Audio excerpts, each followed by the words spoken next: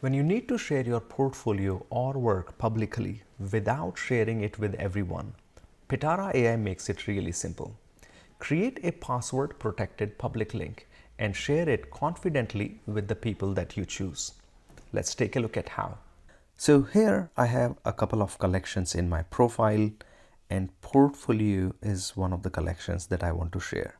I have a few pieces here. I have a few videos, a notebook, and which is a block-based notebook, and then a few URL of the blog post, video URLs, and then a 3D model file, which I can preview right here. And this is the collection that I want to share with some of the people. So I will go back to the main page and click on this menu button, which will open the share settings.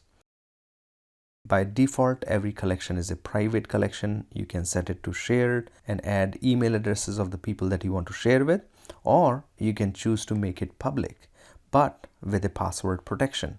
So people will be able to access the link, but they will not be able to view the content until they have this password.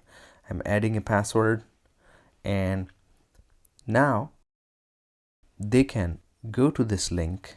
It will ask for the password, and then they will be able to preview your portfolio. And that's it. Thank you.